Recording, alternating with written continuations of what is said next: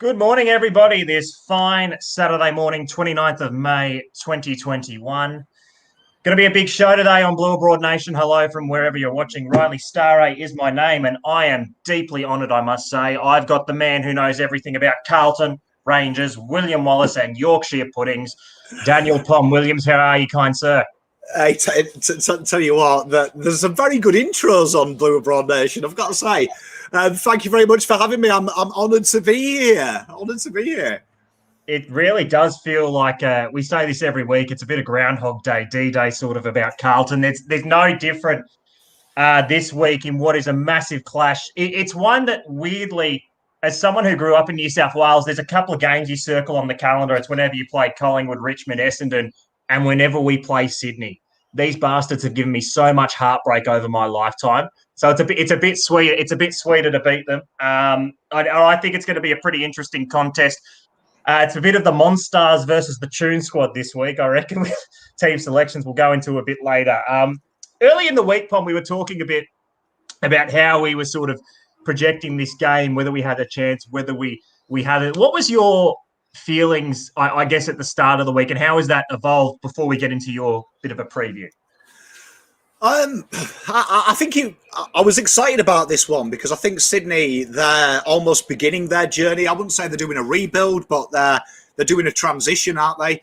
They're playing a real tough brand of football. They're really taking the game to them. Just from watching them, I was excited about this one because I think the things that you have to do to beat Sydney are the things we're not doing well at the minute. And the things that Sydney exploit are the things that we're quite weak at the minute and very inconsistent. So I looked at this game at the start of the week and was really excited because I thought this is going to be a baptism of fire for them, because for them to win, they're going to have to dot all the I's and cross the T's. That we certainly are. Sydney, from my watching, from a little opposition analysis, there, as you said, they probably play a little smaller.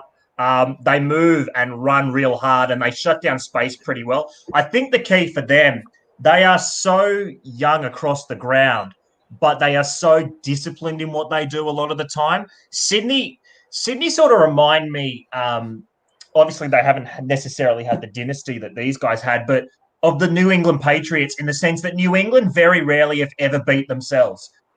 Sydney very rarely beat themselves. You have to beat Sydney, and that's what we sort of struggle with, because so often with Carlton we talk about how often we beat ourselves. Yeah, spot on. I mean, when you watch Sydney as well, Sydney, ever since Horse took them over, they're very tough to beat. They're very tough to break down. Like you say, they're hard to beat. They don't beat themselves. You've got to beat them. I think with this young dynamic as well, they've added a bit more potency moving forward as well. They move the ball a lot quicker than a traditional Sydney team. But, I mean, we'll get onto the selection a bit later. We've gone bold with the selection to beat this side, which is going to be interesting. It's going to be interesting to see. It is going to be interesting. Just a few comments here from Sonia. Good morning to you. Dane Rawlings, very good morning to you, kind sir. Glad you are watching from Western Australia, as well as the great man himself, Johnny Allen, who came up with this concept.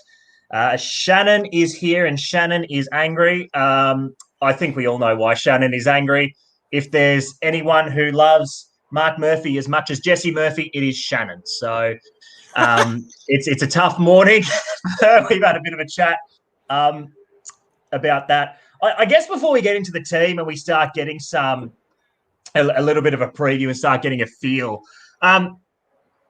few talking points about Carlton this week, as we do know. Lockie Plowman's an interesting one. I'd love your opinion on this one, as well as in the audience as well. What your thoughts were when you saw the suspension. I'm probably a little bit different to some people, a lot of Carlton fans. But Pommy, watching the process, what did you think? I mean, I understand why he's suspended. I understand how the AFL now, it's a little bit like the Super League in the UK, the NRL over here.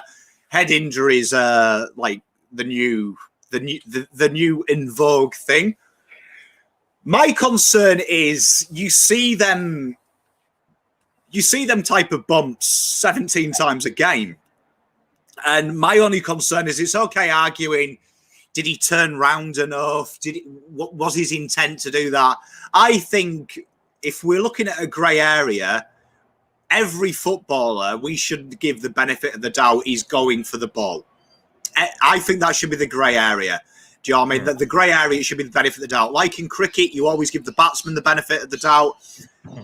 In here, you should give the benefit of the doubt that he was going for the ball. I genuinely didn't buy into the explanation from the review committee that they felt that he didn't turn enough. He angled his body in to do that. I think people angle their body on impacts in different ways. I personally thought it was a 50-50 challenge, and you saw it at the end of the game. Both of them saw the game out. Both of them got on with it very quickly. There was no intent to hurt each other. There was an intent to fight for a loose ball. Yeah, it's an interesting one. My opinion on it's this: he is desperately unlucky. I don't think anyone can doubt the intent of Plowman. I don't think that anyone can question the intent of both players. I've seen some arguments this week that Jaeger O'Meara probably needed more duty to protect himself because he was cutting off the line of the ball. And I've seen a comment here from Tim in real time. He had no real choice to do anything different, and that's a very fair comment. But I think it was one of those ones where if he didn't get suspended, it wouldn't have been turned into a suspension if the AFL appealed. And I don't think it was going to be reversed if Carlton appealed, which we saw. I think the thing that got Lockie, unfortunately, and it's a sense of where the game's at right now, and it goes into the much broader discussion of outcome versus intent. Because Lockie didn't do this, he got suspended. If he put his fist out like that, like this, would have been fine.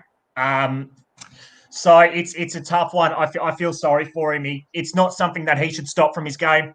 I don't think there's necessarily much he can learn about it. It's one of those ones where it just comes back to, I think, the system as a whole is really something that we need to review as a competition. For mine, if I tell you, I'm not just saying this as a Carlton fan. Hartigan should have got 5 weeks. I mean, anything, and it's been in our game for a long time. Elbows are a big no-no. I think Marlon Pickett probably should have got more as well because he's come in with a coat hanger. Conversely, on the same argument, Zach Williams, I think, should have got more than what he got in the preseason. It's too much now. We look at an injury report. The thing that they forget is athletes are more finely tuned than ever. They are faster. They are stronger. They are more, toned. So impact collisions now hurt a lot more than they probably did in the 80s and 90s from just given indirect impact. I'm with you. I think you run the risk, though, when we're starting to talk about putting your fist out. The explanation from the QC was that Lockie Plowman could have done more to avoid the impact. I think if you take away instinct, if anyone's played contact sport, I played a lot of rugby growing up. I remember the first lesson you have is you run as hard as you can at one of the bigger kids and you get tackled and you realise that if you run through the tackle, it doesn't hurt as much as you think. It's when you start to cower, when you start to double guess, that's when you get hurt. But genuinely, your momentum helps you. My fear is the more indecision we create in these players, in them situations of Lockie Plowman should be running and then suddenly he's got a thought, gosh, I need to make this look like I'm doing what I'm doing. You're going to see more injuries. For me, at the end of the day, this is a physical sport. And I say this all the time, as harsh as it sounds, these guys know what they sign up for. So the minute they became professional footballers, they knew that there was a risk of head injuries. They knew that there was a risk of debilitating injuries if you don't do it properly. So for me, they already waived their right of extra protection because they know what it is. They know what it's about. And for me, if we're starting to overdo it, you're going to make more injuries because players are going to focus more on how it looks as opposed to doing the action. And that's where injuries will occur. So I worry that we might get more severe illnesses from all this indecision. Yeah, I agree. And I think, and this is not to slam concussion protocols or anything in the AFL. They are very good. They are very proactive in this space. For anyone that's looking at the absolute shit show that's going on in the NRL right now, and what that's actively doing to detract from the product and the way it's been brought in. The AFL needs to be applauded. So it's not criticising that. I just think from a whole outside of concussion, outcome versus impact, intent, is something that really needs to be focused on. That leads into to Sydney, because obviously Lockie Plowman's out this week. We made the two changes really. Plowman is out. As everyone has said here, there's about 50 comments about shocked that Mark Murphy is dropped. I think it's the first time he's been dropped in his career. So that's an interesting one. Then coming into the side, Jack Martin, which is big. Levi Casbolt, which is bold considering his form this year. Let's be honest. Medical sub TBA. So this leads me into. He's a good player, that TBA. The TBA is a good one. He's not a liability on the field. Yeah. Williams Word. Pommy, what's your thoughts? I know you do your preview videos on Pommy and Oz, which we all watch and love. If you don't, go follow Pommy and Oz. It's a fantastic channel on all things sports. What are your thoughts heading into this one? Well, it's an interesting one because Mark Murphy was actually mentioned in my preview because I didn't think we'd drop him. And Mark Murphy and Martin were two guys that I pointed out in there that I thought were very important. So we're going to really see the difference between if Pommy's the coach of Carlton and David Teague, because we've gone with two different mindsets. I think my grandfather, who fought in the war, used to say to me, the difference between an idiot and a hero, son, is the result. And that's the only difference. And this one here is case in point. We've gone really tall. You can see that it's one of three things, I think, when I look at this selection, right? One, Teague is really backing the way he plays. He knows that Sydney are the hardest side to get an uncontested mark. They're the hardest side to kick against as well. And he knows that they're two facets that are very important to his game plan. And he's gone, right, we're going to go with that and we're going to really put all of our eggs in our way basket. Two, he's exploiting their backline, which I don't quite understand because it's small. But if you watch Sydney play, they are always small and they thrive on it because you're talking 10 centimetres, which if you've ever played a game of rugby, AFL, it's not that much. It's not that much. There's ways around it. Or C, which I can't see the validation in it. He's gone for the extra protection down back and Levi plays as a swingman. I don't personally see that, though, because outside of Buddy, their forward line isn't structured for a kick in and mark. Their forward line is entirely structured to bring it down to their smalls. So it's an interesting one. It's a bold selection, though, like you say. And if it works, it's genius. If it doesn't, it's suicidal. But for me, I thought Murphy, and I think Shannon Gore will agree with me here, I think our one issue and what they do well is they defend outside the 50 very well, particularly that gap between halfway and the 50 arc. They defend that so well. I think Murphy and Martin would have been very important with their ability to hit up targets inside 50, but looks like we're going a different way. So I think it's going to be a very direct style that we're going to take to them. I think it is too. It's a little bit different personnel, but similar sort of psychology in my mind to when we played the Bulldogs up here at Metricon last year. That was a little bit of a wet weather game. We sort of went in and we're thinking, why the hell have we gone in so tall? We exploited the Dogs that night. Different side, though. I think for me, Sydney, as you mentioned, Buddy's not even really a contested mark. I mean, they've got McLean up there, which is that tall representation, but his primary role pretty much is to bring it to ground as much as he can because you've got the likes, Papley running through there. You've got Heaney working as a medium forward. Will Hayward's very classy as well. You've even, they don't have Goulden playing this week. Obviously, he's out until after the bye. But their forward line is functioning for slick, direct, get it to the ground, let the smalls work, which is a Carlton weakness. We haven't been able to defend a small for a fair while. I'm interested to see how this goes. I think it's bold. It's an all or nothing selection, and you could look back on this game as there are certain games in a tenure or an era of a side which are, they're neither in between and they're defining. This one's defining for me. This one is really defining because, there's been a lot of flack on Levi Casbolt, as we know. A lot of people are shocked that Mark Murphy's been dropped. Now, that could be for defensive pressure purposes, because Murphy, his strength isn't defensively. But then if you're going to bring in someone for defensive pressure, then you think a guy like, Josh Honey comes into the side. So it's an interesting one. We'll see how it functions tomorrow. The SCG isn't as much of a burial ground for Carlton as it was when I was growing up, and that actually perfectly leads into the next man I am bringing in. He is a lover of Carlton and all things to do with felines. Rafi, how are you, my friend?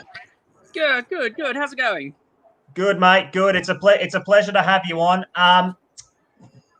Your feeling in Sydney, it's always good when the Blues come into town. I know it all too well growing up there. I moved from there about 6 years ago, though. So for me, I wanted to ask you first off, it was always hard growing up as a Carlton supporter in a city which really didn't have too much representation. How has it developed in your time since you've been living there? It's been a bit hit and miss because number one, it's difficult to get interest for AFL in such a rugby league dominated state.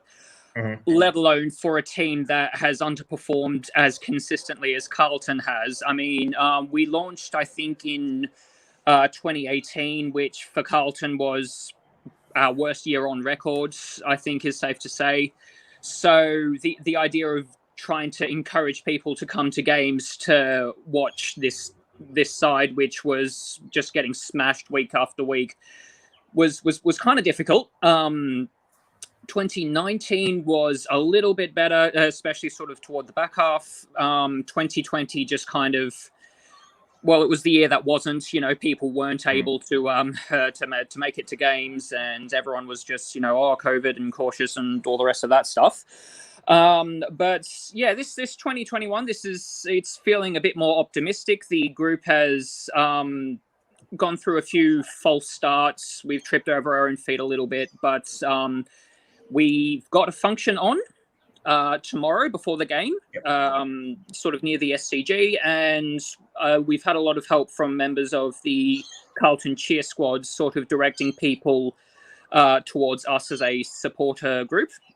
So hopefully, even with the whole COVID scare and people having to cancel their flights from Melbourne and such, hopefully we can still get a decent crowd because we've got some raffle items and things to auction off and all the rest of that stuff. So hopefully this is the year that starts us growing as a supporter group. Of course. Pommy, fire away, my friend. Well, obviously we know you do some wonderful work there, Rafi, and I know that there's not many people more passionate and hungry to learn. What about the football game? What are your thoughts on this season? What's the vibe in New South Wales? How's everyone feeling about Carlton's direction this year?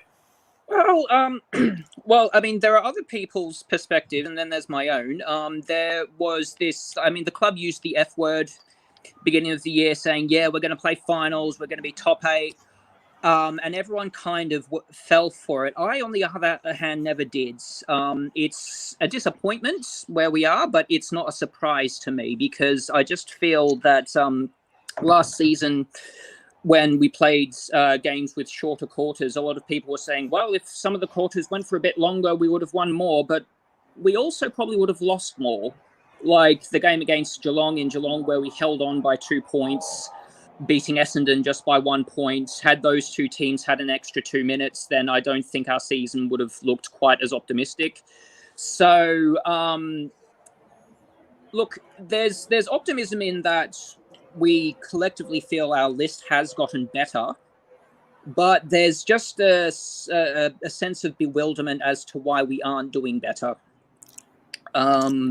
We've got the talent, but I don't feel necessarily the structure, although I don't understand footy structures in as much detail as someone like yourself. But yeah, I think you know that gif of Mr. Bean, how he's kind of stood by the road and he's kind of like checking his watch and he's kind of looking left, looking right, and you can tell like he's waiting for something to arrive. I think that's kind of us at the minute. And I sort of anticipate the second half of the season being better.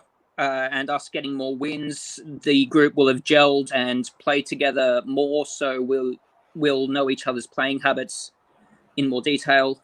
So that's what I'm hoping for, at least. But it's kind of like a bit anticlimactic, I guess you could say.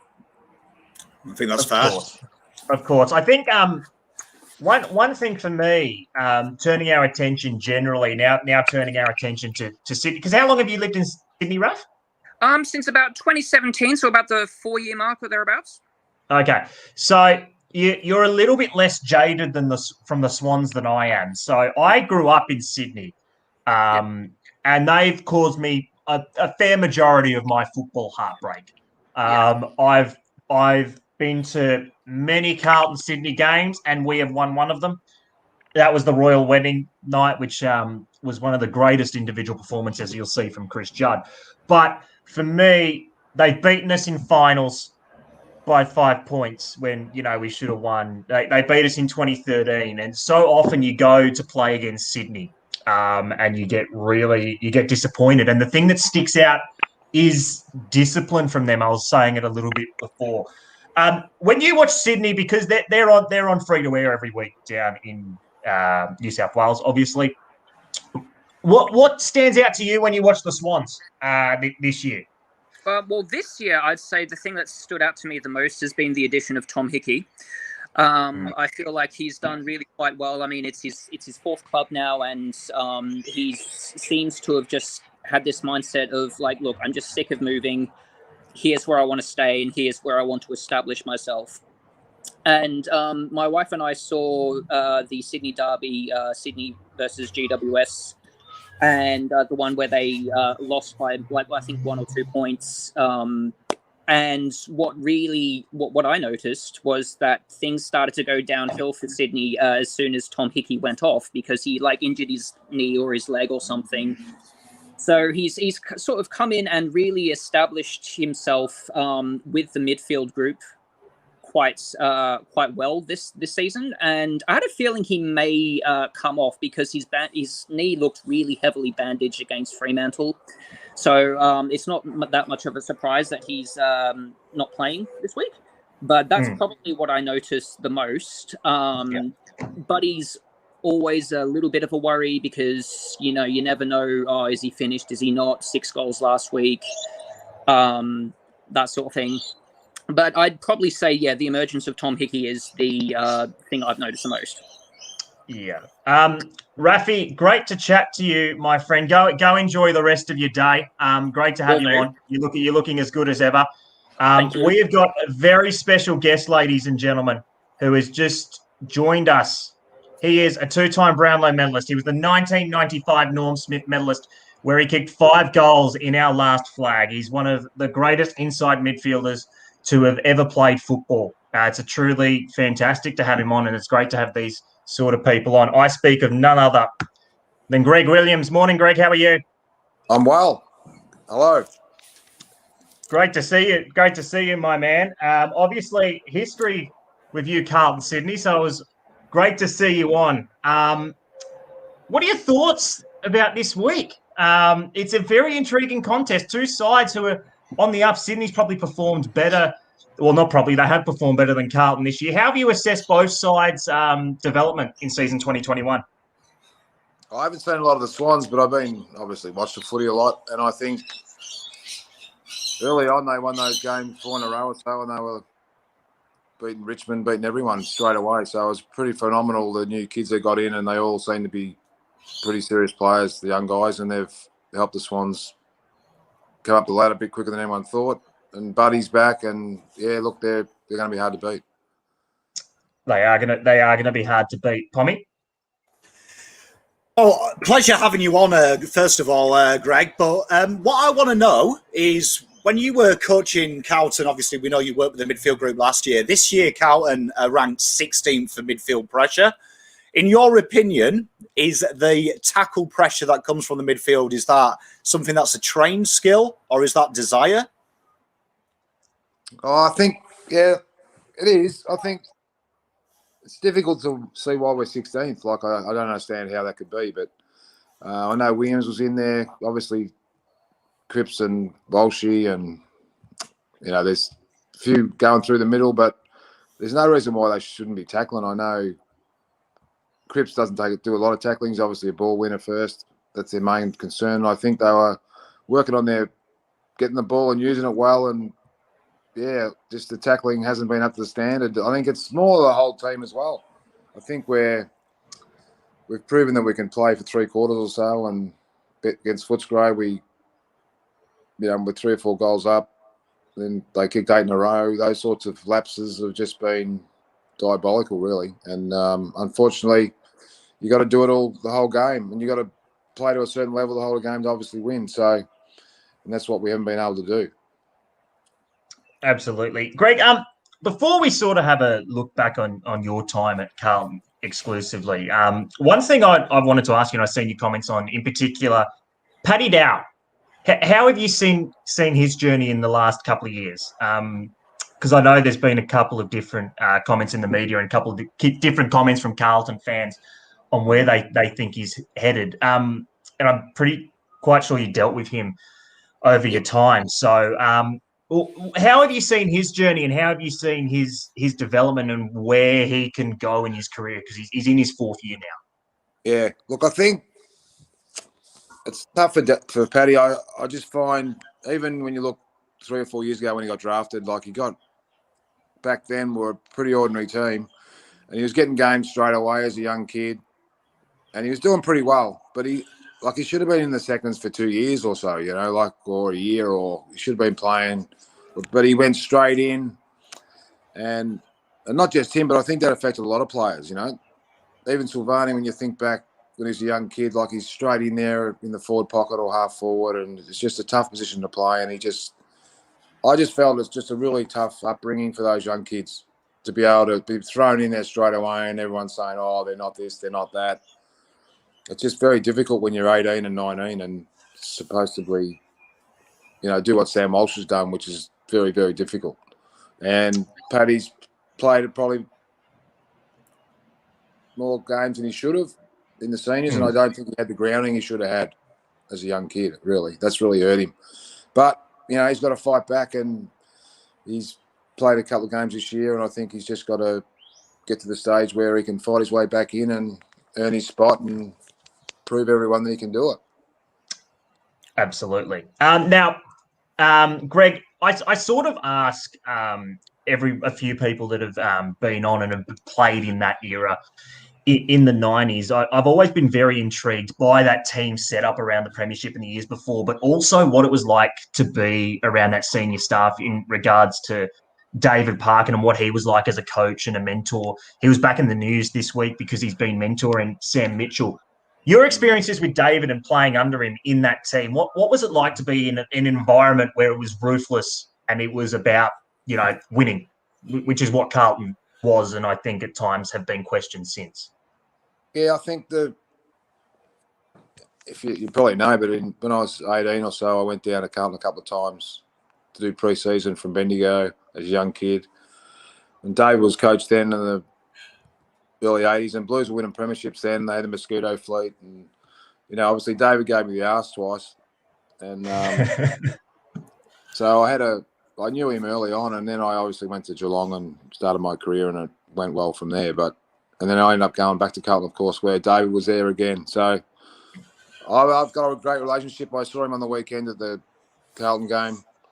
I've always got on well with him. He's tough.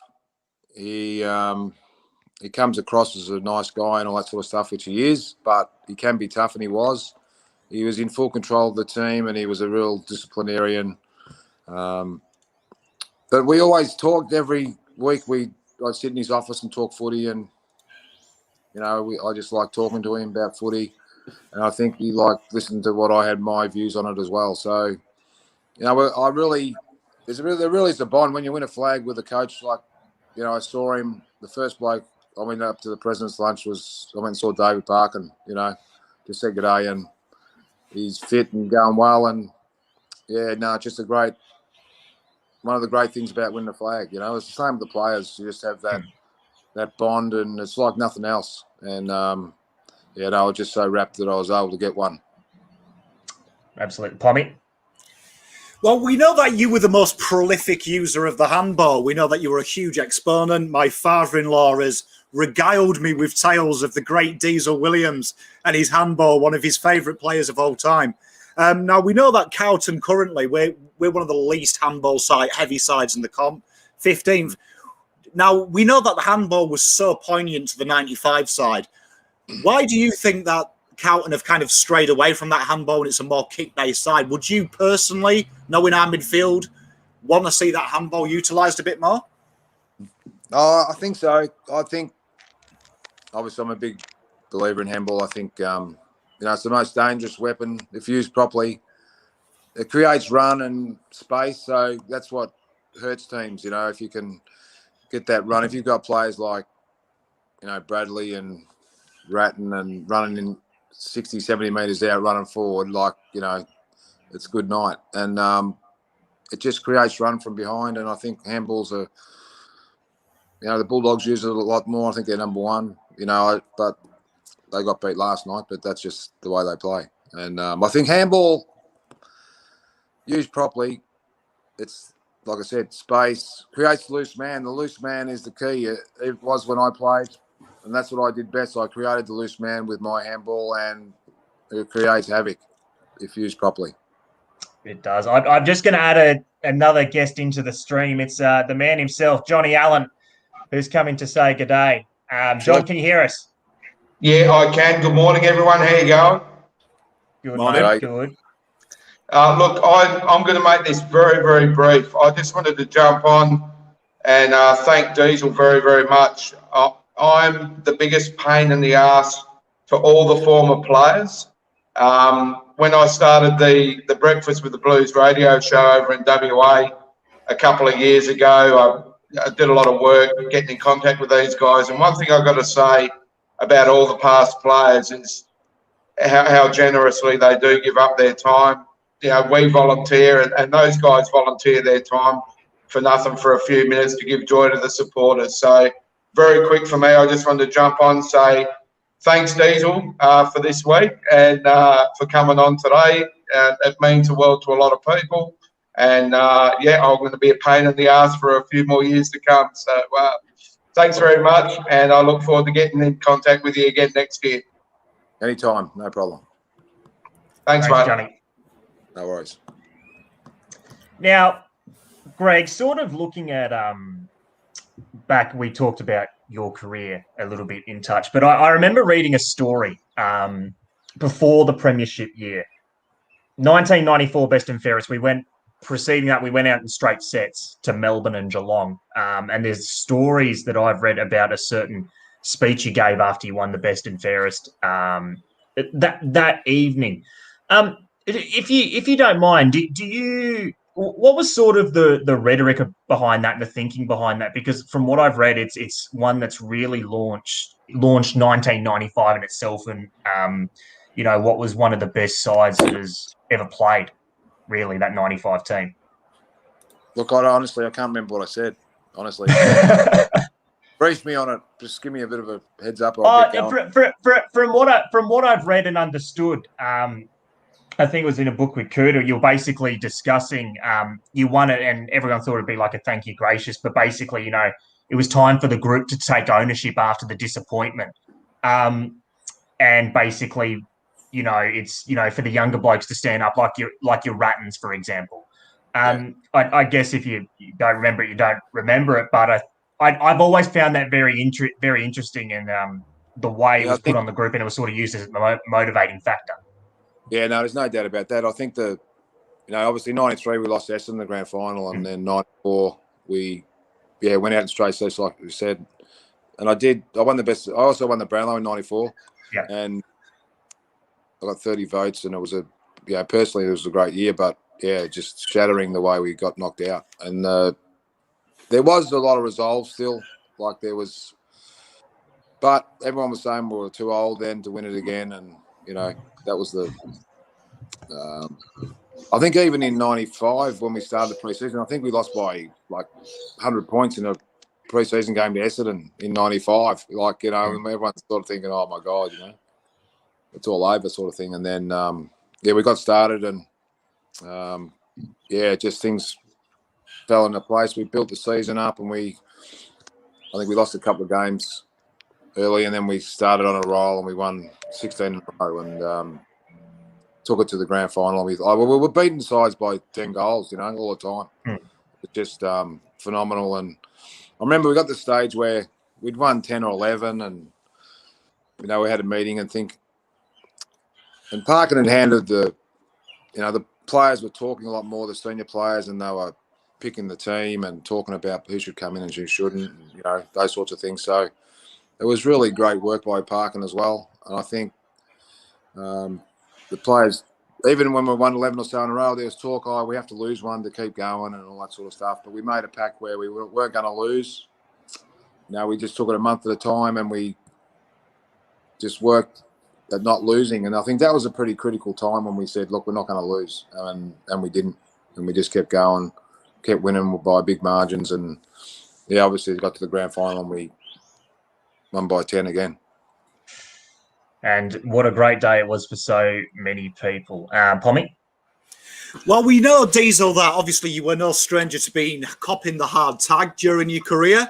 And you were no stranger to the tribunal, were you? Like Lockie Plowman, 34 times.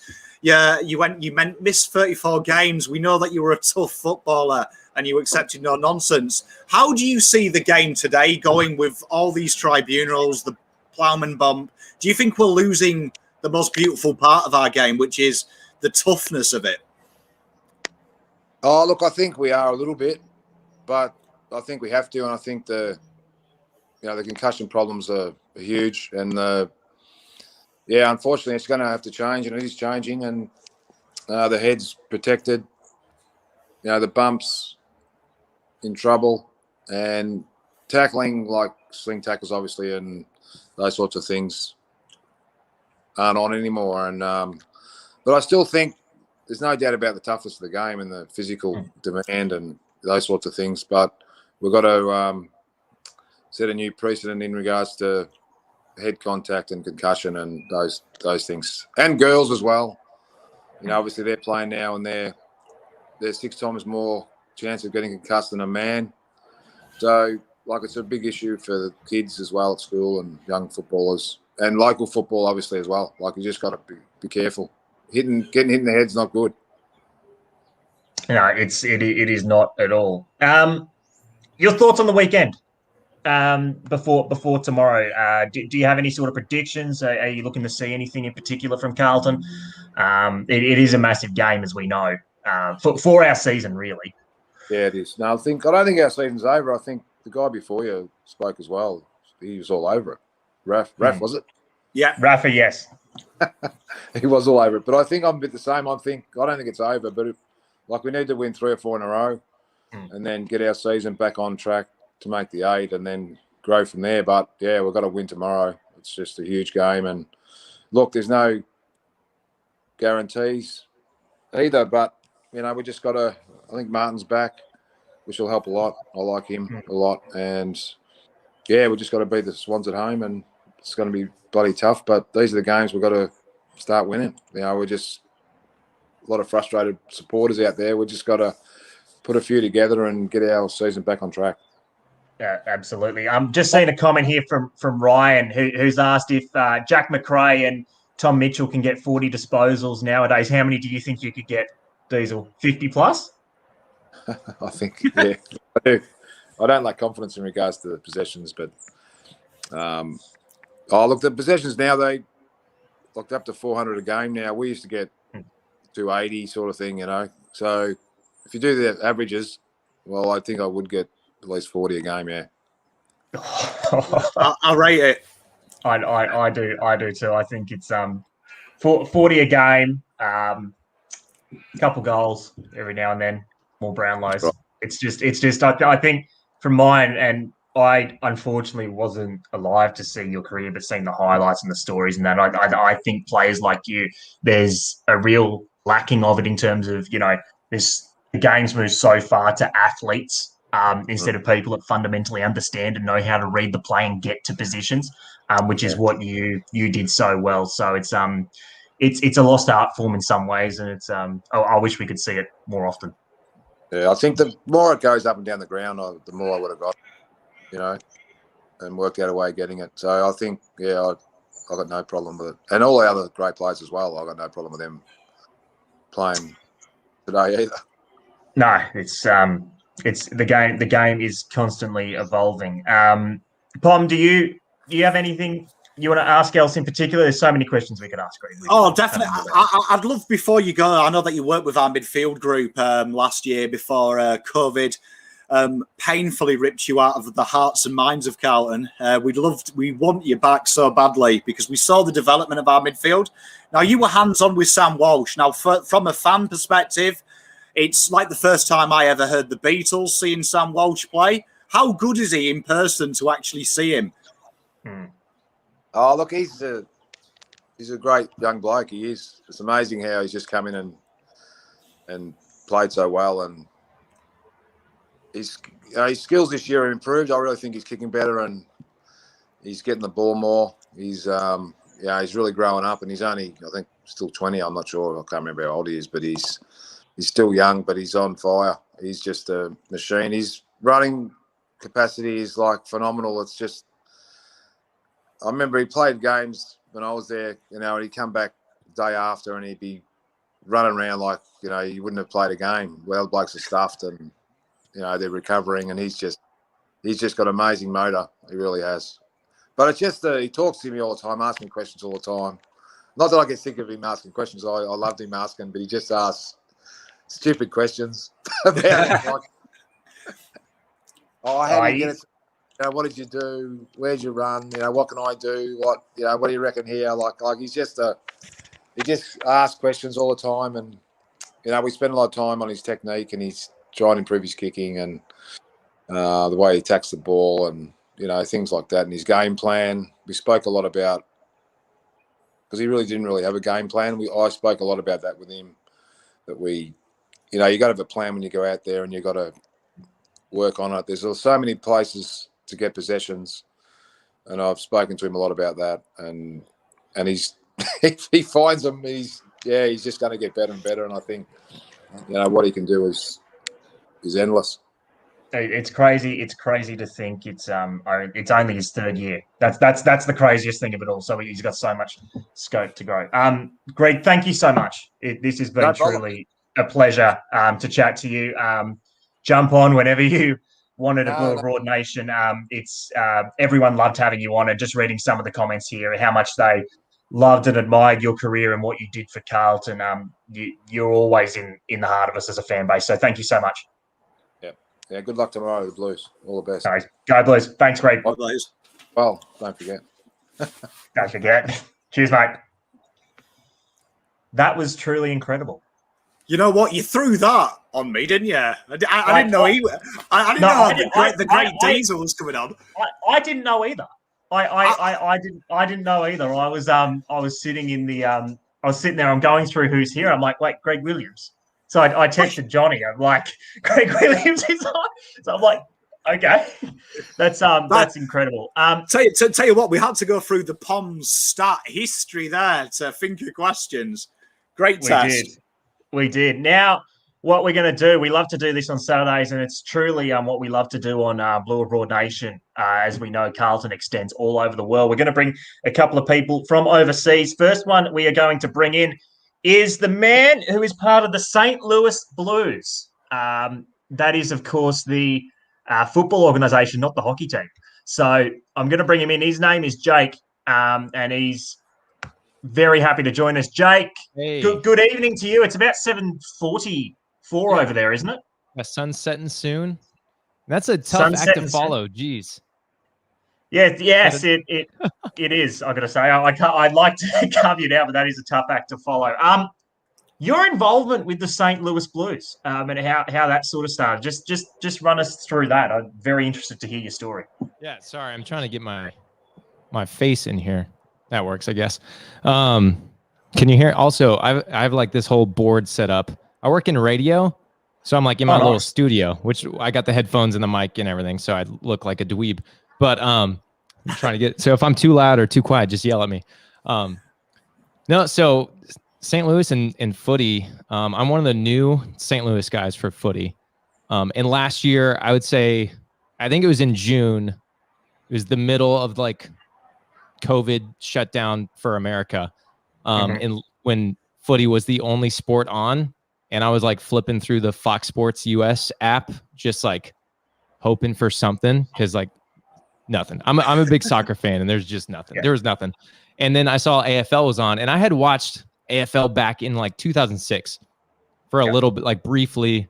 I was in a high school, and I tried to get. I mean, I watched it for a few weeks, and then I just like didn't stick with it. I liked it. I bought a rugby ball because I wanted to play, and I couldn't find an Australian football.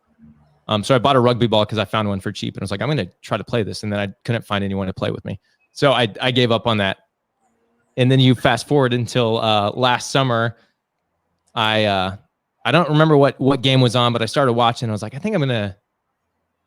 There's a game on tomorrow morning. It's like I might watch that one too. And then I just was like, something to look forward to, something to get into when nothing else was going on. So I just got really into the season last year. I was watching every game before I became a Carlton fan. I was just watching every game when they did the frenzy, when it was like a game every single day. I was waking up at like 4 a.m. to watch every game because I'm like, what else am I doing? I can watch some footy. Yeah. And then I guess the St. Louis connection, I just searched. I think I just got on like Google, and I was like, if anyone is playing in St. Louis, like I doubt it, but if anyone is, I want to be a part of it. I want to go watch. I want to play if I can. So I just searched St. Louis Australian rules football, and I found the USAFL, which is our like amateur league here in the States. And I found that there was a team in St. Louis, but they weren't active. They hadn't played in a while. Like some of the guys had been playing. Like the team was one of the first in the USAFL. They started in 1997. I don't know. I'm not great with all the history and everything because I'm one of the new guys, but the team has been around a while, but they weren't active. Some of the guys were playing with other teams in the region, kind of doing like a mixed regional team. And I had found a Twitter post from like 2014 was the last post I found. And I just like messaged the guy who like, it was a retweet from a guy.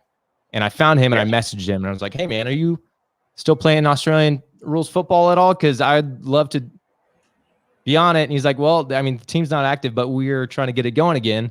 And like the timing just worked out perfectly to where they're rebooting the team when I found it and discovered it. And so, yeah, I got involved and officially on the team. So, here we are. I think Pommy, he was before COVID, he was going to play for Great Britain in the International Cup last year. So I guess we will throw over to Pom for the next question. Yeah, well, I mean, obviously it's great to have you on, Jake. I mean, it's amazing. I mean, Britain and America, when we usually combine, we do great things. So it's great to have you on the show. So obviously, a bit like my English friends had the same story as you. Last year, COVID, nothing on. And then they suddenly saw this weird game and they became indoctrinated in it. Who's your favourite player at the moment? Who are you really enjoying watching? Man, I mean, I'll go. My favorite Carlton player is, I think, Zach Fisher. I remember his game last season, West Coast. He kicked 4 goals. He did the one where he like tapped it down and volleyed it out of the air, and I was like, "What?" Yeah. Like, and every time I just feel like every time it sucks that he's been injured, but hopefully he's coming back soon. I just feel like every time he has the ball, he does something crazy, and I just like that style. Like he's like always breaking people's ankles, and it's great. So he's my favorite player, and I'm excited for him to get back. I think we all are. Watching Carlton, has your life expectancy shortened like the rest of us? Yeah, it's been interesting. And there's one thing I've been thinking about lately, like when I follow Blue Abroad and everything, and so this is really cool. And I've been talking this season specifically, like I've got connected with a lot of Carlton fans on Twitter, so it's been great. And one thing I think of is like, man, I chose this team. A lot of you guys like it was a family, like you were raised into it, and I was like, why did I choose this team? Sometimes, but I feel like I got a good reason for it. The first Carlton game I watched when I was like, okay, I'm gonna be a Carlton fan, because like I said, I was watching every game. I didn't have a team at first until I found like the St. Louis connection, and I was like, okay, I'm going for the Blues. And the first game I watched, it was Port Adelaide when they lost at the Siren, and I would say, although it was disappointing, it was a great first game to watch because they were in it. Like it hooked me immediately, and then even throughout the season, I also, when I went in as a Blues fan, I didn't look at any history, and I didn't realize how bad they have been for a while. So I just saw this season as like they were in it for a lot of the time, and they just like missed out. And like there's a lot of moments where they were there, but they missed it. So like it hooked me because it was like, oh yeah, there's room to grow, and they're gonna be great. Yeah, and I still believe that. So yeah. Yeah, I think so too. I'm just thinking back to sort of American sporting sort of history and what you can sort of compare it to. We were like the Boston Celtics, but between the 80s until they won their 17th championship in 2008. It's just that team with so much prestige, and then we're still on this long drought. We're waiting for our anything is possible moment. We're Phoenix. We're Phoenix Suns, mate. I'm a Tottenham fan, so that you just do it to yourself, Jay. You're just doing it to yourself. Letting myself down everywhere, but yeah, and yet your hair is still so nicely coloured, and you're looking nice and young. You don't have the stress showing, so that's a real credit to you. I mean, there's been some games where there was only one game that I didn't watch live. Man, those like what time is it? I think it's like the 3:00 bounce. Your guys' time is like midnight here. Yeah, it's rough because I can stay up till midnight, but it's like staying up through the game is what's hard. And or there was one game here at like 3 a.m. where I took a nap from like 10 p.m. till like 3, woke up, watched the game, went back to bed, and we lost that game. And I'm like, was it worth it? Was it worth waking up? Like, was it worth staying up till 3 a.m.? I think that often. Before we let you know, Jake, prediction for the weekend. You are someone that we want to be part of the Blue Abroad Nation family. It's great being having you on. Prediction for tomorrow. I'm optimistic. Saturday, I think. I got till Sunday for me, or I guess Saturday night, tomorrow night, midnight for me. Very nice. I'll be up for it, and so I'm optimistic. I'm staying up for it. I'm optimistic. Although I was watching like right when you guys started, and I don't know, I was starting to get a little more worried when we're talking about team selection and everything. I don't understand why Murphy's out. I don't get it, but I'm optimistic. I'm feeling good.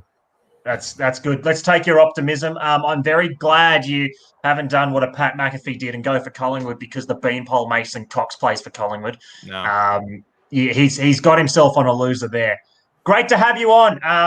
I'm sure we will get you involved in the show a lot more. It's really great to see how wide the Carlton family is. Have a good evening, my friend. Enjoy the St. Louis summer, and we'll speak to you soon. Cheers. See ya. Cheers, mate. I love him. He makes me happy. He makes me happy. He is Mr. Positivity. I need him. I need more Jake in my life. I do. We go from North America now to the expanses of Asia. We have got Joe and we have got Dom, the Osaka, and the Thailand crew. Good morning, gentlemen. It is a massive game tomorrow afternoon. Good morning, gentlemen. Go Baggers. So let's just... First of all, I must say congratulations and commiserations. Congratulations to your Rangers boys. First title in 10 years. And commiserations for the Europa Cup with Man U. Oh, what the... Yeah, I'm not a Man U fan, but I mean, what the hell was that? Yeah, it's the whirlwind of teams I support. It's just I get the good and then I get the bad. Get the good and the bad. Okay. Chelsea tonight, boys. Chelsea tonight. Chelsea tonight. I think there could be an upset there. But that's before that is non-AFL talk. Okay, let's get this out of the way. Shannon Gore is basically in a cataclysmic breakdown because Mark Murphy was dropped. What are our thoughts? It's the first time he's been dropped in his 293 game career.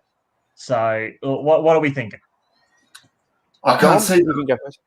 Yeah, I can't see the logic in it. Like he seems to be perfect for that ground, and he didn't put in a poor performance last week. So a lot of us have been saying about the selection panel. You want to reward merit and you want to reward hard work, and I think Murphy was absolutely performing his role in that team. I mean, perhaps there's an argument that they wanted to bring in someone to apply more pressure in the forward 50, but I just can't see us going with 4 talls in the forward line. And I hear it's going to rain in Sydney, so why are we going so tall? It just doesn't seem to make sense. The only thing I can think of is that they are considering putting Levi on Buddy. That's a bold one. You just mentioned tall. I've got to get the banner back up just to remind everyone. It is the Monstars versus the Toon Squads tomorrow. It's basically we could make a legitimate starting 5 and a big one at that if we wanted to. Cool. Matchups. It's intriguing. Pommy, give us a landscape. If you were match committee, what matchups are we looking for defensively and offensively? Well, I mean, I understand the Levi on Buddy argument, but I always think the way you stop Buddy, and there's been one way to stop him, and that's you stop his delivery. You know how he takes the marks. He likes an early lead up. So you've got to make sure your midfield pressure's on point. So I don't think Buddy's that type of bloke that I would put 2 backmen on. I just don't. I mean, if that's what Carlton are doing, fair enough. But I'm not a fan of it. I think I would have personally brought in the other midfielder. I would have kept Murphy there, and I would have thought that you just try and alleviate that easy outlet ball to him. But as for matchups, I mean, I'd imagine that I know people are against it, but I think that Jones probably has the speed to go with Buddy. I know he plays loose. He's looser than Riley Reid at times, but I mean, the wonderful thing about Liam Jones is he has got pace. And the way he defends is the way Buddy attacks the ball. They both attack the ball. So I'd expect to see that one. The matchup I'm more intrigued about is Sam Wicks going on someone like Zach Williams or Saad. They'll look to definitely stop our meters gained. And I think that'll be a great battle. We know Geary did a great job on Dock a couple of years ago for St Kilda. So I'm excited about seeing how Saad or Williams, whichever they choose to stop, takes on him, because I think Wicks is as good as Jamie Cripps. I think he's a phenomenal underrated footballer. So that'll be an interesting one for me. Yeah, I agree, especially when he doesn't wear the metal studs and tears apart Isaac Quaynor's leg. Joseph, what's your read on the land? Look, just going back to the Mark Murphy, I think that his lack of defensive pressure is probably what's cost him. But having said that, I think that Gibbons probably should have gone before him, because I don't know if Pommy or Dom was saying it, but it's a small ground, the SCG, and I think that'll suit him. I mean, the secret to our game is to get like Sydney, get the ball quickly down to Harry, right? And I think maybe that may be a reason that they've put Casbolt in, and they want to actually use him as I don't know, or use Liam Jones as the intercept defender. I mean, a couple of years ago, Casbolt, when he was out of form, played down back and did quite well. He's a real confident sort of guy. When he's running at the ball, he's fantastic. But when he's got to make the lead, he gets a bit lost. So I think Sydney will try really hard to negate Williams and Walsh.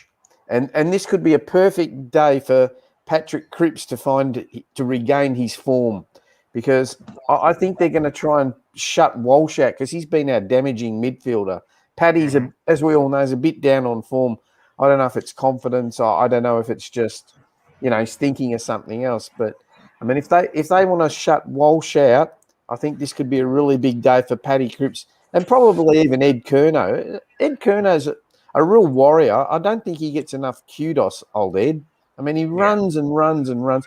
He's always got 30 possessions. He's the sort of bloke that gets it, but you don't see him. You know, and you pick up the paper and you go, oh, shit, Ed had 30 touches, you know. Anyway, that's my thoughts. But I'm a bit perplexed about so many positive signs from Cripper, though, in the last couple of weeks. It looks exactly. Like he's back to basics. And, you know, last week's game was really good from him. Yeah, but this could be a real breakout for him. You know, I think maybe we expect too much from him, as probably the players do. I mean, he's carried that team probably for the last year and a half. I mean, let's face it, without him in the last year and a half, we probably mightn't have won as many games as we had. So, you know, I think tomorrow could be even. Hopefully it's not too wet or it's wet, but you know, Big Harry could have a big day out. I mean, we all said last week that he'd kick a bag full. I only said 3, he only got 2. Because I think a few of the teams have woken up that that's our go-to player. So, yeah, I don't know. It's an interesting one. I've got a couple of comments on that. I think first off with Harry, it's almost reminding me now what it was like when Brendan Favola was at Carlton. We've become so Harry Mackay conscious. It's not funny. We're just telegraphing the ball to it. They know it's going there. Yeah. Then again, last week I'm neither here nor there, but I think that he got away with murder a little bit cold hard again on Harry at times. Oh, he did. My worry about tomorrow is this, right? So I was running through. We don't have the pace advantage. We just don't. We've gone in with height, but let's take the midfields, right? So I'm going to assume that Ed Curnow is probably going to go on Callum Mills. That's what I would do. We need to stop Callum Mills. And, you know, we'll have a couple of other probably defensive jobs in our forward line. I think someone has to go to Lloyd and Dawson. They are so important for drive. You were going to assume that Hewitt or Cunningham's going to go to Walsh, right? Yes. So then it's going to become an inside midfield contest for mine. Now I'm going to give you our side and I'm going to give you their side, and you tell me what you think. Carlton, Cripps, Setterfield, Stocker. Sydney, Kennedy, Parker, Rowbottom. That's advantage Sydney. Big time. Yeah, it is. It is, and that's my worry, is that if this turns into an inside midfield contest, we are going to get slaughtered on the inside. What do you think about that, Tom? Great game for Liam Stocker to have his absolute breakout game, though. You know, he's been building. And if you remember, before he got injured in his first season, every game that he played was better and better. And the same thing has happened since he's been in the side. And, you know, perhaps if he gets a little bit more midfield time tomorrow, we can see a massive game from him. We can. Just before I let you gents go, I'd love a prediction from you, Dom and Joseph. What are you thinking? I want to be optimistic and say the Blues by 3 goals. Blues by 3 goals? Dom? Yeah. My heart says a win, but you know, it's another one of those games where we really have to win and step up, and we haven't had a good track record recently. So hopefully the trend is broken, and we get a win. We get a big W. I think I saw something the other day from Bucky where he said the last time we beat the Swans 3 times in a row, Brett Heaver was running around for Carlton. So it's been a long time. It is overdue. Thank you, gentlemen. Enjoy the game tomorrow. Go Blues. See you guys next week. See you, fellas. Cheers, guys. Yeah, boys. Cheers, guys. We've got a very special guest coming in. Wait around because we're about to get the great man, the greatest MC, Vince Lacasiano, into the studio. Of course, if you haven't listened to Vince, his MC skills are comparable only to Craig Willis. So he will be in very shortly. But first off, we've got the president of the New South Wales Blues, Queensland, New South Wales supporter group, not Queensland, New South Wales supporters group. That is Craig. He has joined the stream. Craig, good morning to you. It's a massive one tomorrow, my friend. Morning, fellas. It is, isn't it exciting? The build-up, just listening to your show, the guys, really some interesting points, the selections. Yeah, Murph puzzled me. I thought he was brilliant in that third quarter, particularly last week. There's obviously something behind the madness of the call. Small ground, perhaps they're going to bomb it in. Yeah, absolutely. Pommy, you know, we've talked all about the tactics and bombing it in. Why don't you and Craig have a little bit of a little bit of a pre-therapy session to what we could see tomorrow, the good and the bad. Well, I think, yeah, I think that's my fear. I think we're going to go with just the death by 1,000 cuts. I think I really don't buy into Levi will play down back. I think Buddy will carve Levi up, and Buddy likes physical contest. When the success Levi's had down back, people forget is against big forwards that aren't very mobile. He's had success when he went down back and they're physical. Buddy likes physical contest and he looks to drag you out wide, and I think he'd carve them up. I agree with you. Yeah, I think it's going to be inside 50 bombs, and we're really going to expose that Sydney lack of height. And I'm not a fan of it. I'm not a fan of it, really. I don't think that's where we play our good football. But we'll find out Sunday, won't we? Yeah, absolutely. Well, that small ground, it could work. I think it's very ballsy. It could pay off. But Riley, I think also that midfield battle, when you break it down to that midfield group, that's a bit of a scary proposition, actually, isn't it? So it's going to be really interesting. Can I just go back quickly? Diesel, what a legend! 40 touches a game. We could do with that, couldn't we? He was like a fine wine in his career. He just continued to get better. He's one of the greatest of all time. Yeah. I just want to touch on Jake from St. Louis. What a ripper he was. Just his Tottenham story. So I was in the UK for a couple of years. We were having Christmas at the pub.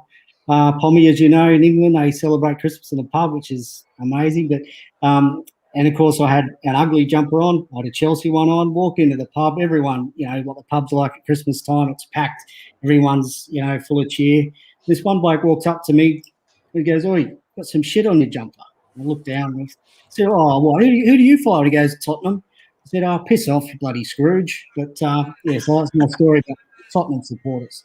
Well, all you need to talk about with Tottenham is that they somehow have an emptier trophy cabinet than St Kilda. That's all we need to say. God, that's scary. It is scary. Yeah, I just want to touch a little bit on your involvement with the New South Wales group as well. So I was a New South Welshman all growing up. I lived in North Richmond all my schooling life. So how did you get involved? What are we expecting tomorrow? Festivities around the ground. Obviously, Cheer Squad aren't up, unfortunately, tomorrow. But what are we expecting? Is the SCG going to have a considerable smattering of navy blue? Well, Bay 1, we need everybody. Just get to Bay 1. I'm sure there's going to be a few gaps in the stadium, so we need as many Carlton people as possible to get to Bay 1. There will be a few Cheer Squad people, I believe. I believe a few got through before 4 p.m. on Thursday, including the Godfather. We all know the Godfather. He's been fantastic. But just my background quickly, I grew up in a little town called Temora near Wagga. Yep. Moved to Sydney about 10 years ago. Just full of, up on the northern beaches, full of Swans supporters and Manly supporters. And I was like, what's going on? The next thing, I was approached by the club that they were trying to relaunch the Sydney group. Mm-hmm. We got involved, and we sort of relaunched that. And then I moved overseas. My wife's English, and she got a transfer. We ended up in England. Aaron, the other guy who'd been sort of left behind, was quite busy. He's unfortunately stepped away. Now I was in England with COVID. COVID kicked off, and we thought, look, we've got to get back to Oz. We owned a house in Albury, and we arrived there this time last year. So I'm actually living in Albury now. Driving up to the game after this chat, actually. So that'll be fun, 6 hours. That is an awful drive. That is an awful drive from Albury to Sydney. Yeah, it's just on the highway, just basically, but we'll get there. We'll get there. We're good. But so I ended up in Sydney and helped sort of launch this group. We've been a bit quiet over the last couple of years. Have a bit of a restructure. We're now called the New South Wales Blues, sort of under the recommendation of a few guys at the club. Be a bit more reflective of our member base, more than just Sydney. There's a base of probably 20, 25 real core Sydney-based people that are a part of the group, but there's just as many sort of involved from around the state. I think there's quite a few at Newcastle, and there's quite a lot down this way. Of course, the Wagga group, Albury, Canberra. So we thought the name change is a bit more representative of our group. We are the New South Wales Blues. We thought initially that would clash with the rugby league team, but it was actually, we had a chat and thought, why don't we embrace it? It might even sort of lead to a bit more online, searching and things like that. So with the New South Wales Blues now, Risto has jumped on board, helping us sort of relaunch and reached out to all his connections. Aaron, as I said, is taking a break. We're actually looking for anybody Sydney-based who might want to be involved and think they might want to jump on the committee. Got a few spots up there. And so, yeah, but look, going to tomorrow, we're excited. We've got a little do at the Captain Hotel in Paddington, 12:30 to 2:30. It's about an 800-metre walk to the SCG, so that's not too far, about 10-minute walk, depending on how many, beverages you might have before the game. But so, look, we're putting on bar snacks. We've got a raffle, lucky door prize, and a silent auction we'll hold. Everything comes with, of course, a certificate of authenticity. We're going to raffle off a team signed jumper. Lucky door prize is a team signed footy, and a silent auction. We've got a Guernsey signed by all the New South Wales based players. I think that's Parks, Setterfield, Gibbons, Williams, and one more. Who's the other one? Parks, Setterfield, Gibbons, Williams. There's five. Tommy Williamson. It's in New South Wales. Yeah, I'm pretty sure it's Tommy Williamson's from New South Wales, off the top of my head. Go on, sorry. Sorry, mate. That's going to be our silent auction. Unfortunately, we haven't got the guest speakers, which is going to be Big Cruz and Lukey Power. But some more Dragons. There you go. That's a blast from the past. Gus, how are you, mate? So anyway, we still want members to come down to the pub and get together, and we'll chat and have talk footy, and that'll be good. So at least we're in a good position that at least we've got something we can go ahead. Poor guys down in Melbourne have got nothing. So if you're in New South Wales, come down and see us tomorrow. Fantastic. Just before we let you go, Craig, got a question from Gus. How can we get involved in the group? And I'd love a prediction from you, my friend. Yeah, well, Gussie, look, if you're Sydney-based, look, just hit us up on the socials and, we can chat. I don't know if you're going to get to the function tomorrow. We can chat then, but, yeah, just find us on socials, Carlton New South Wales supporter group. We can go from there. And tomorrow prediction, Carlton by 7 points. Love your work, my friend. I'm sure I'm going to have a beer with you whenever I come down to Sydney. It's a pleasure to have you on, and would be more than happy to have you on whenever you want to come on to Blue Broad Nation. Have a good day, my friend. Love it, mate. Thanks for having us. Cheers. All the best. Cheers, mate. Have a good one. Good on you. Bye. Now, one of the segments we are all waiting for, despite there being a lockdown, he is still in a car. And unfortunately, I mispronounced his surname before. Vince Lochisano is come in, and we have got Jad as well. Good morning, good morning, good morning. It is a huge one tomorrow, gentlemen. Oh, hang on. I'll turn my camera. G'day, boys. Seeing I'm horizontal now. How are you, boys? It's great to see you. Yeah, well done, Ryder. You got it spot on the second time, mate. Lochisano. Oh, well, I hope so. You sent me, I'd hope I'd be able to pronounce it and say the pronunciation correctly. Well, I used to get called Vince Lunchisano because I was always at lunch. Vince likes a lasagna. All sorts of variations on Lochisano. But anyway, you got it right, mate. Oh, very, very glad. Jad, great to have you on. Might start with you. Tomorrow, every week we talk about Carlton D-Day, Groundhog Day, and this one is – there are season-defining games and there are season-defining games, and this one against the Swans, if we want to somehow pinch a spot in the 8, this is an 8-point game for Carlton, isn't it? Definitely is, mate. It definitely is. You could argue it's due. I mean, it's got to happen sometime, doesn't it? It has to happen sometime. We failed every test so far. Who knows? Maybe this whole Casbolt little bombshell is going to pay off tomorrow, and we finally get the win and set up the year. Yeah, mate, it's it's perplexing, that one. It's perplexing, but at the same time, a part of me thinks it's got to happen now or never. And if we have to end up going to Perth next week, I mean, it's got to be this week. It does.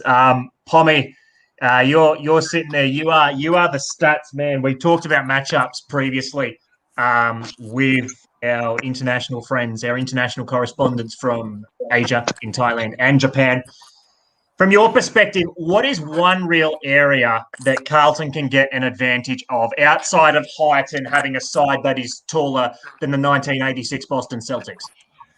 Well, I mean, I think to quote the great Joseph, who was on there, I think Ed Kerner's going to have a really important role here. And I'll pick on everyone's points because you made it as well. Their midfield, you've got Kennedy, Parker, Rowbottom, Heaney swings through there as well. Hewitt, as we know. I actually think we have an advantage there from two reasons. One, we've got Ed Kerner, who is a little bit like COVID. You don't really notice him, but evidently he's deadly. And it's going to be how we can scrap their contested work and get the ball on the outside to your Jack Martins, and quickly it's our spread from that contest. That is their vulnerability. Their entire game plan is built around keeping you condensed in the corridor. So I think that's where we can have an advantage, because I think pound for pound, our use is better than their use in a tight situation. They're just very good at repeated contested work. We're better at using it from contested work. So I'm looking to see us spread it. And if that means we've got the extra up forward in Levi Casbolt, so be it. Yeah, it's Levi was one, we talk about selection integrity, and that one, From my perspective and Carlton perspective Carlton fans' perspective on the surface, that one's a bit of a misnomer, I guess. It was weird. You see Murph come out and Casbolt come in.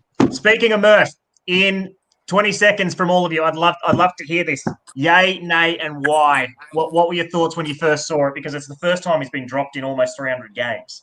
Vince, we'll start with you.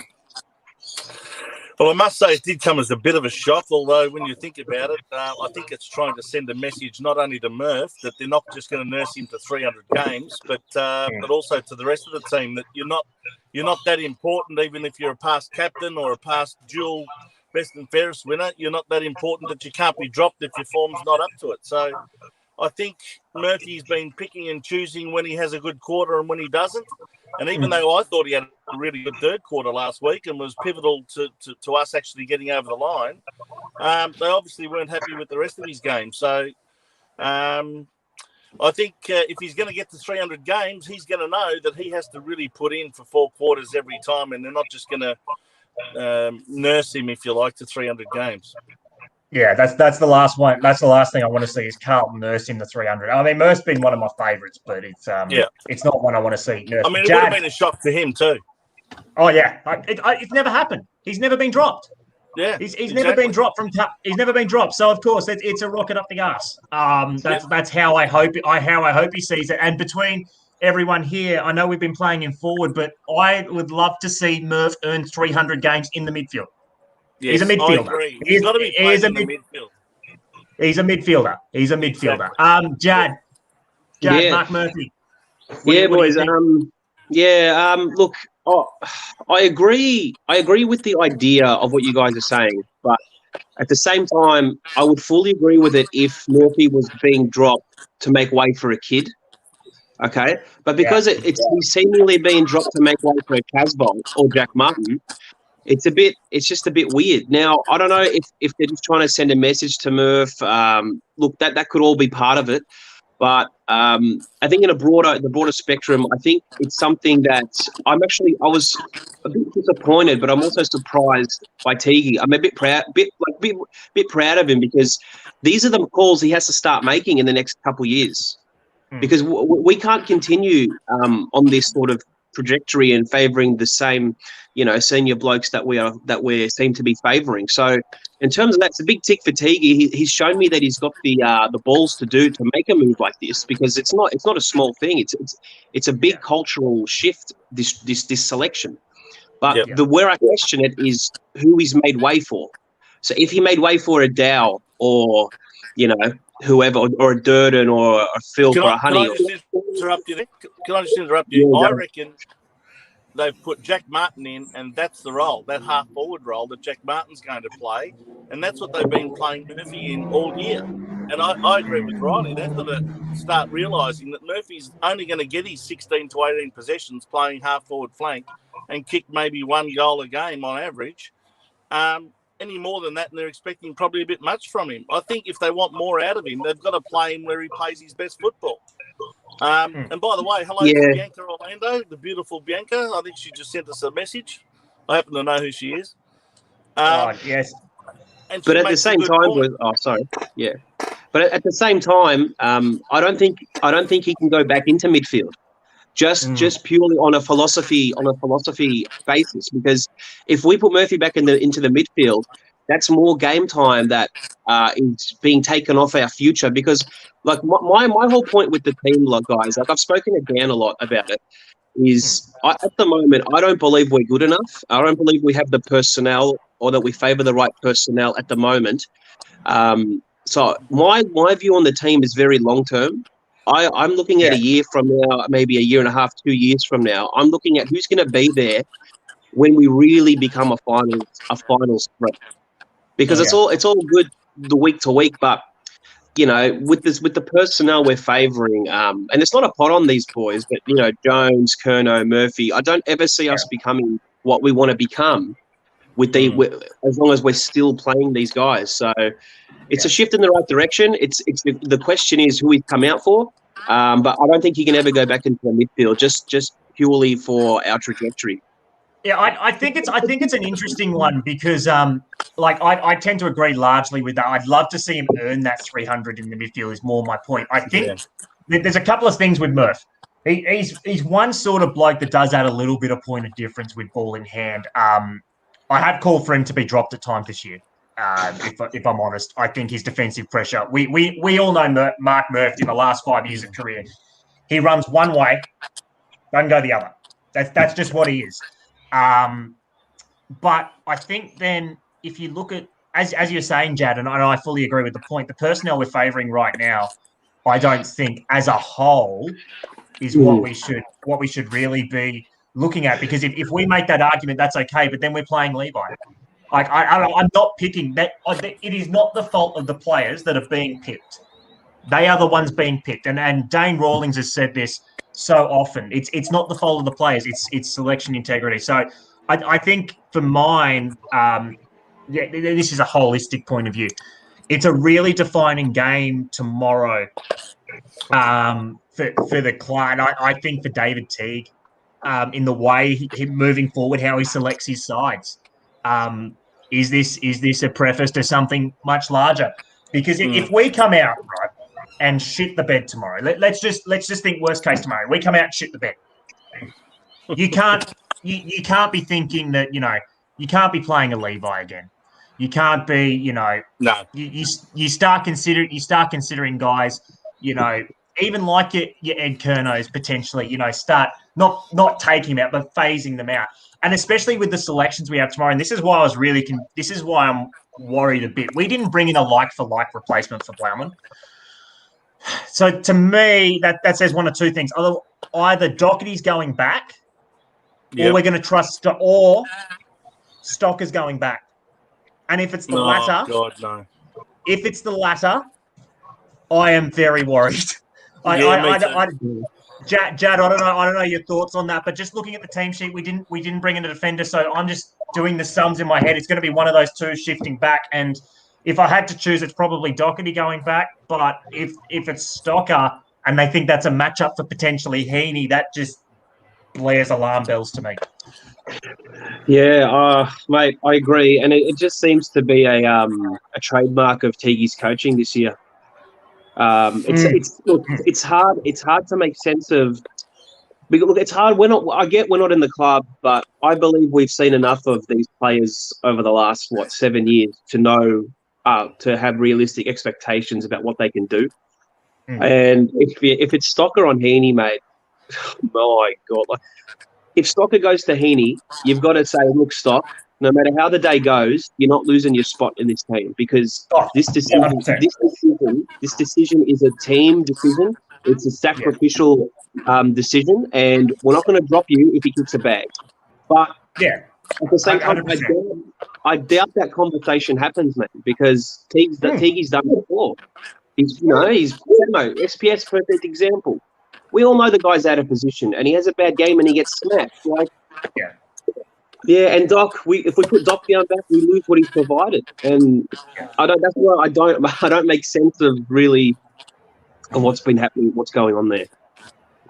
Pommy, I guess I'd love to get your opinion. I know we were talking. We've gone a little side off Murphy, but I haven't really asked you, Murph. What are you thinking overall, holistically? Honestly, I think it's 4 weeks too late, and I think he's played himself into a bit of form doing that role. And I think, for me, you know me, I think everything this club does at the moment is a risk that's made to look like a risk, even though it's actually safe. They know COVID's hit Melbourne. They've had to be disruptive and go early. So they know that there's always an out if we lose. And I think this team selection reflects that. I think it's a bold call masqueraded in there's a cop-out. But for me, I think that selection call is so big because the structure with Levi and Jack Martin coming in, meaning a defender that's played midfield is going to play defence again this game, is such a big call for me that is either madness or suicide. It's a huge, huge call because there is no football reason why you would go this tall. There is no football reason at all. And we've seen how Sydney have been beaten this year. It's through good ball use and good pressure. So for me, I'll be asking a lot of questions should we lose this game. I agree. We're just running out of time, so I'm going to get a prediction from you all. But first, let's go to the great man, the greatest MC this side of Craig Willis. It's time for the hard work.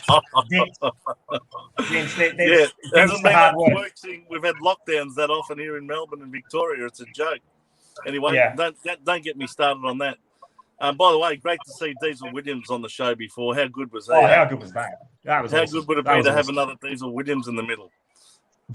But I reckon Liam Stocker's on the right track, by the way. I reckon he'll be a really gun midfielder, a bit of a bull, similar to Petrarca one day. Agreed. Me too.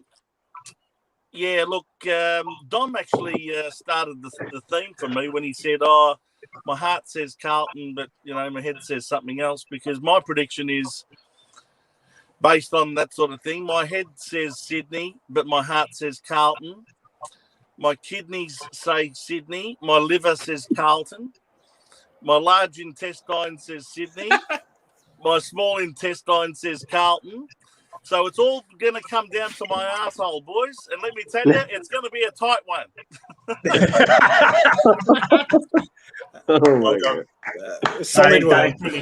Anyway, I think it'll come down to a 1 to 2 goal margin either way. I'm hoping and praying it'll be Carlton, but who knows? Yeah, let us hope so. Jad, what about you, my friend? Yeah, look, a part of me reckons, boys, that we're going to see something, a real tactical win tomorrow from Teague. Despite what we've been discussing, I just got this weird feeling that tomorrow it's finally going to pay off. So I'll probably say Blues by 22. Hopefully. That is that. If it was Blues by 22, I would be dancing down the middle of George Street in Brisbane. Pommy? We'll see. Margin? Carlton by 12. Carlton by 12? With zero confidence. Yeah, And for me, it's not so much a rant this week. It is more Riley's brief sentence. I really love beating Sydney. It's one of the sides that, for me, no matter where Sydney are on the ladder, it's a bit of a scalp because of the way they play, and we have always struggled against sides that do not beat themselves. So I'm looking at this as a true 8-point game, and Carlton by 7. Let's do it for Sam Walsh's 50th game. For Walsh's 50th, That's right. And it's going to be the biggest win we have had this year, and it's going to be one that let's hope can really launch us, because suddenly we're 5-6 coming up against the West Coast Eagles now. Whether that's in Melbourne or it's at Sydney, those blokes dead set have a phobia of planes. Yeah, like they do. It is scary. So it's Carlton stand up. Otherwise, on Monday, and if this goes badly, we thought the forums were bad before, when we lost to the Dogs in Melbourne. This is going. It is going to be like what the Russians did in 1812, scorched earth against Napoleon. On that note, gentlemen, it has been a wonderful morning. Thank you to everyone for joining us on Raw Broad Nation. Thanks, boys. We will Good see to be you next on. time. Up the Baggers. Go Blues. Go Blues.